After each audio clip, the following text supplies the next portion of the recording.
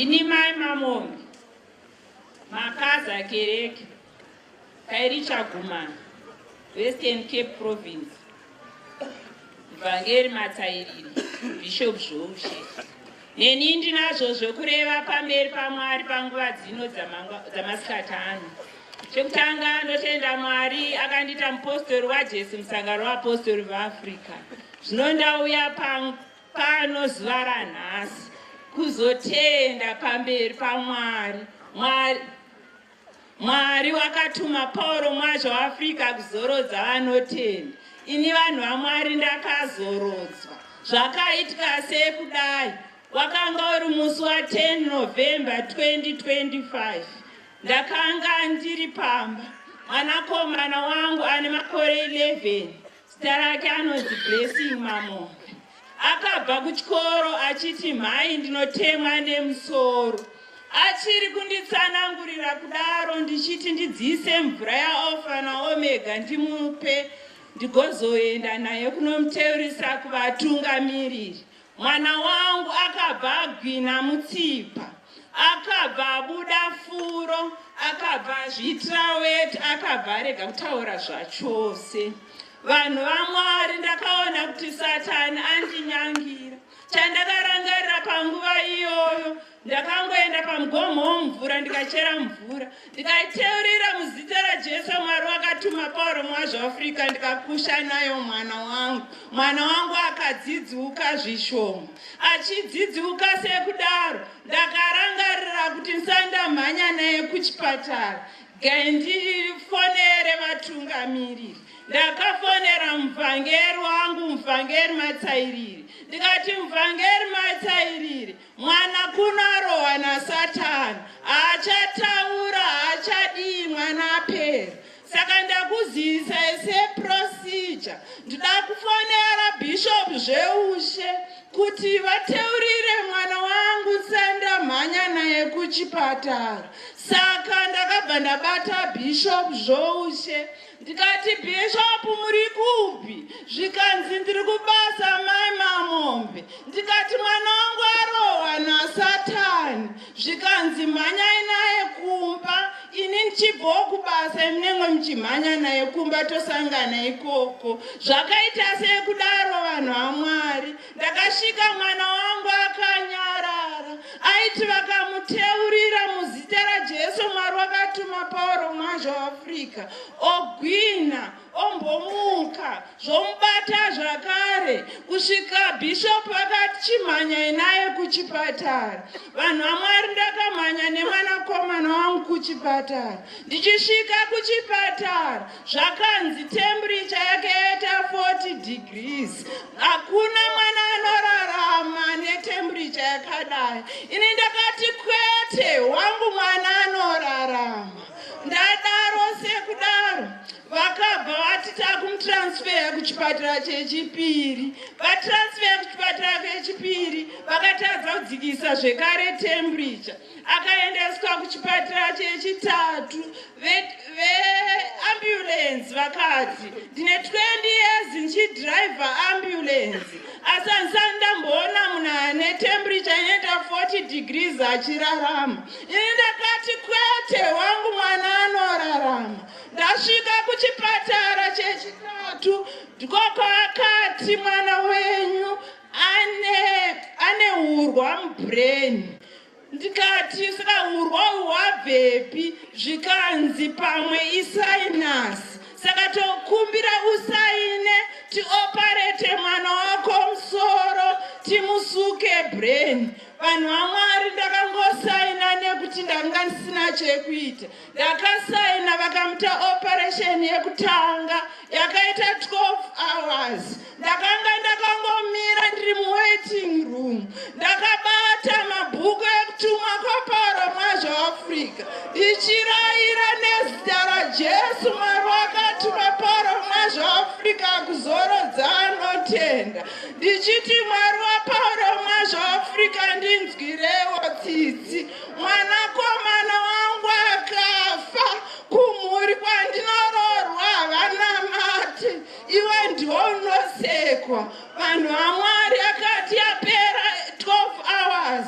Mwana wangu madhokta akauya akati the operation went successful. Asi inini handina chandaiona usuccessful hwacho. Mwana wangu akanga akashama, akanga avhara maziso asina chaaikwanisa kuita.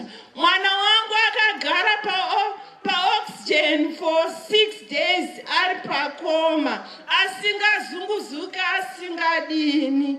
Vakazoti the 7th day, mashure mekunge vamuita operation 4 times, mwana wangu akavhurwa musoro, left side yese vachisuka urwa hwaiti uri mubrain. Vapedza zuva rechi7 vakandidedza mufamily counseling room.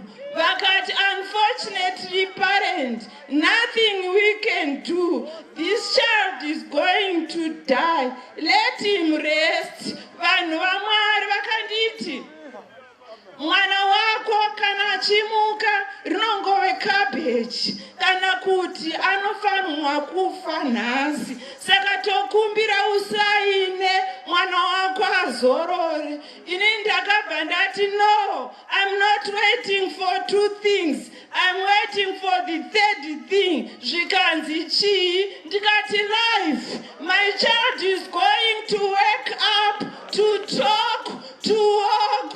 Zvikabva zvanzi zvona she's confused because zvakaona zviite.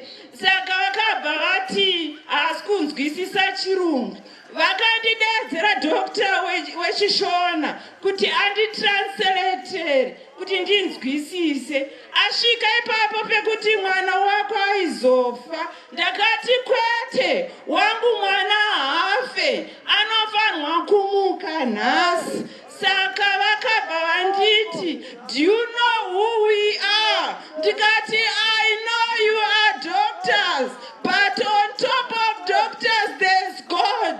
My child is going to wake up. Saka vakaro, vakabva vandiramwa, vakabva vabuda vese. Ndakati handisi kumbovatera. Vachadzoka zvavo nekuti havakwanise kunodzima meshini kana ini ndisina kusaina. Kwakabva kwauya nesi akati, une hama here dziri muno muCape Town? Tinoda kuti titaure nadzo pamwe dzinganzwisise nekuti iwewe you seems like you confused. Ndikabva ndati hongu. Zvikanzi takukupa foni yechipatara ufonere mhuri. Inini ndakupiwa foni, ndakarangarira ndikafonera mhuri ichandibvunza kuti amai Mamombe, madhokta aya akadzidzira basa ravo, gamushira. Ndakabva ndati kwete. Ndakarangarira kufonera vatungamiri, ndakafonera muvhangeri wangu ndikati, muvhangeri, kunokwanzi mwana afa, saka vari kukumbira ndisaine vagone kubvisa mushini uri kumubatsira kufema. Asi ndakufonerai seprocedure, ndinoda kubata bishop. Ndakabva ndabata Bishop Zvoushe. Ndikati, Bishop Zvoushe muri kupi? Zvikanzi ndiri kumba mai Mamombe, zvaita sei? Ndikati, zvanzi mwana afa. Asi inini Bishop ndiri kuiti kwete, nezita raJesu Mwari wakatuma Pauro mwaZvaAfrica kuzorodza anotenda. Bishop makazodzwa paguvambwa kaimi namudzidzisi pomwa zvaAfrica. Saka mune simba rekuti mukauya mukateurira mwana wangu anomuka muzita raJesu Mwari wakatuma Pauro mwaZvaAfrica. Asi Bishop ndinokumbira kana makuya chipatara musasiye tsvimbo yenyu. Zvikanzi zvakanaka mai Mamombe. Ndakabata murume wangu ndikamuzivisa kuti muri kudiwa kuchipatara, asi endai munotora Bishop Zvoushe muye navo. Vakauya vari murume wangu nehanzvadzi yangu naBishop Zvoushe. Vachipinda muchipatara vakaona mwana akanyara. Murume wangu akatanga kuchema nehanzvadzi yangu. Ndikati kwete.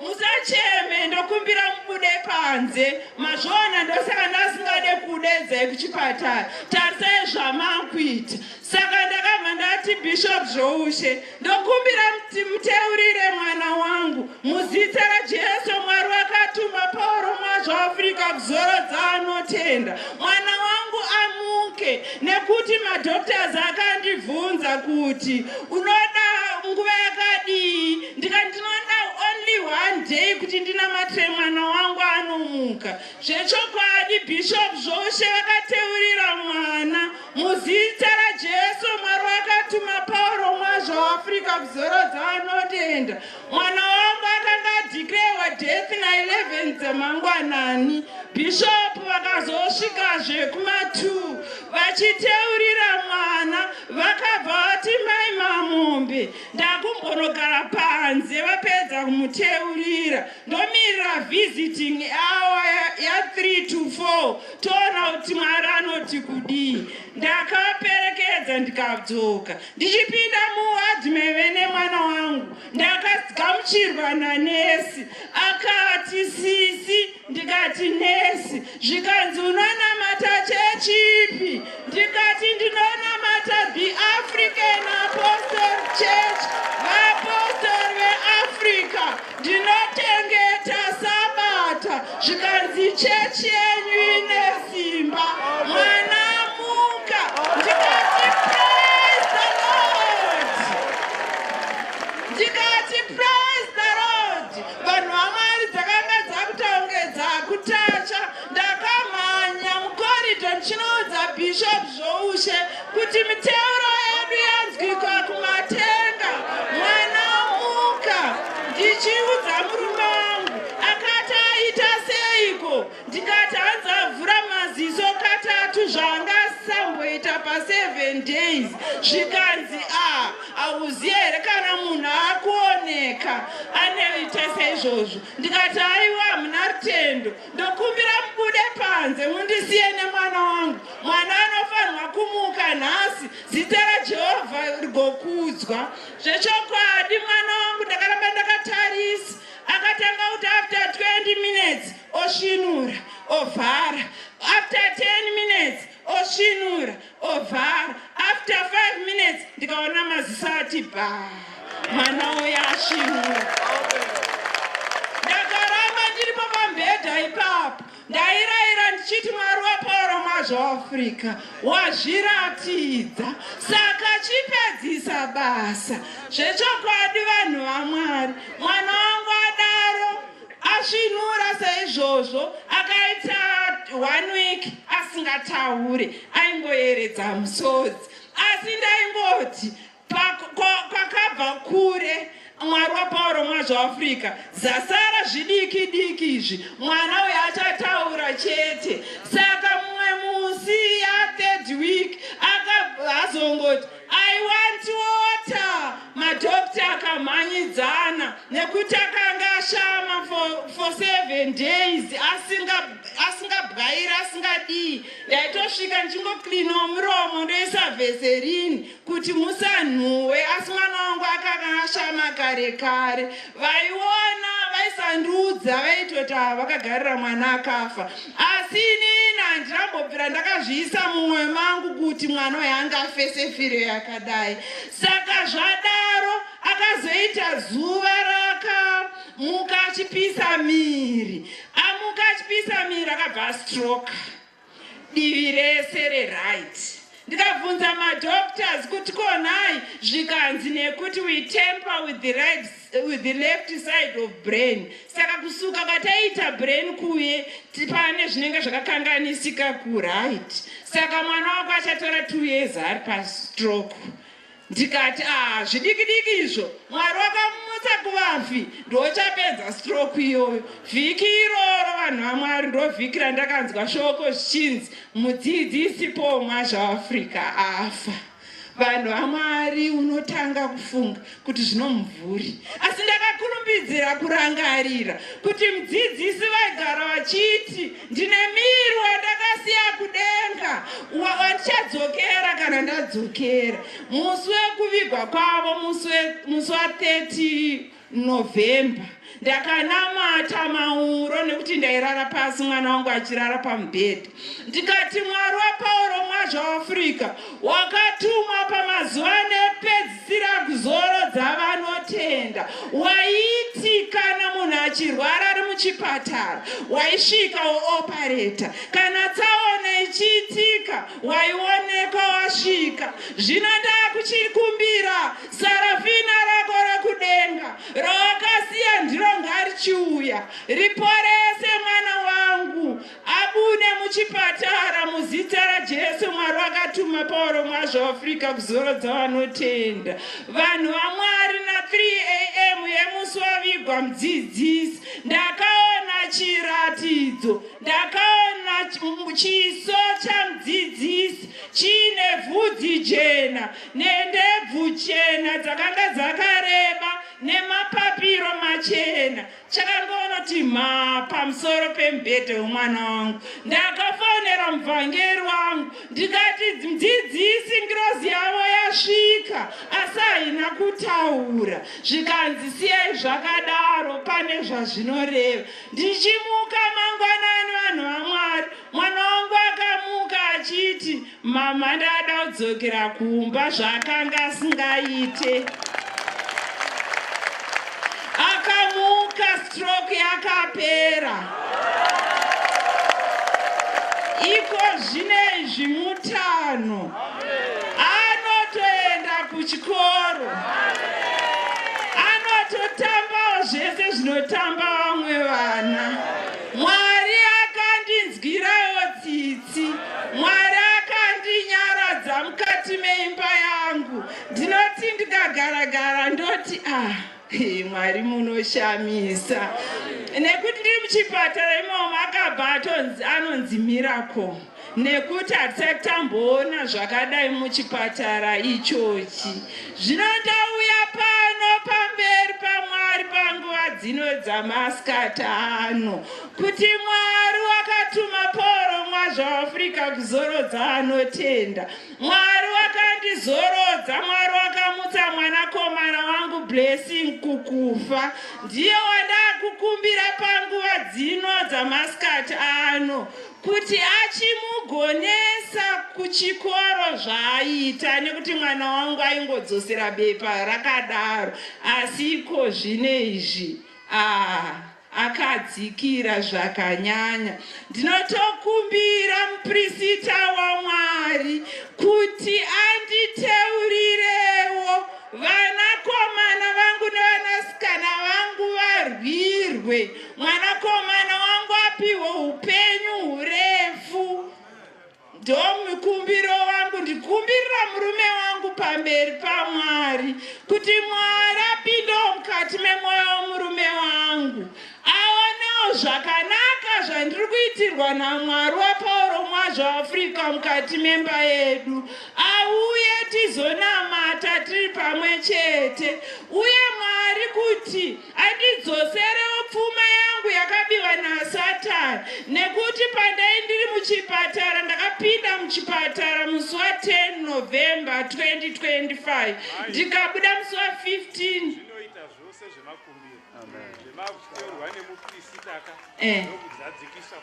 Kwazvo zvose ndinotenda nekudzidziswa Bishop. Kudzai Jehovha.